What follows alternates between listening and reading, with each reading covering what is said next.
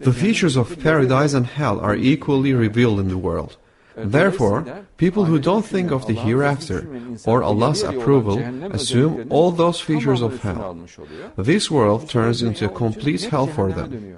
But if a believer constantly lives with the fear and love of Allah and always reflects on death, then those characteristics of hell are removed from his sight and he sees only the heavenly aspects of the world. His heart and soul literally inhabit paradise and he lives in great comfort.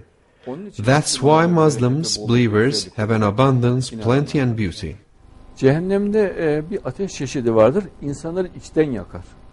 Yani dışarıda bir alev yoktur. There's a kind of fire in hell whereby people burn on the inside.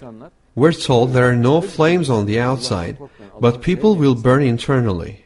People who fall into disbelief in this world, who don't love and fear Allah, live in a state of poor moral, joylessness, unhappily and wary and suspicious of all things, in an unbearably troubled state. This is one way that the fire of hell burns from the inside. It burns these people internally. The same thing will apply in the hereafter. In hell too, people will burn on the inside and be terribly troubled and uncomfortable, suffering unbearable pain, although this fire will be internal. There is also an external fire, as you know, normal flames. Mesela ben soruyorum bazen, sohbet ediyorum gençlerden, kızlardan da erkeklerden de öyle konuştuğum oluyor. Mesela soruyorum, hiç öyle candan güvendiğin I sometimes chat to young people, boys and girls, and ask them things. I ask them, for instance, whether they have anyone they really trust. To tell the truth, they say, not a single one. I have nobody I trust, they say. I have a genuine girlfriend, but I don't trust her at all. But this is very important. One needs to have friends one can trust as one trusts oneself. Then one can be happy. Otherwise, you spend all your time with people who lie and whom you don't trust. It's like living in a chamber of hell. So we see the faces of people who live in the chamber of hell. They cannot be happy. That's why it's essential to live tightly by the moral values of the Quran. It's essential to live with the love and fear of Allah.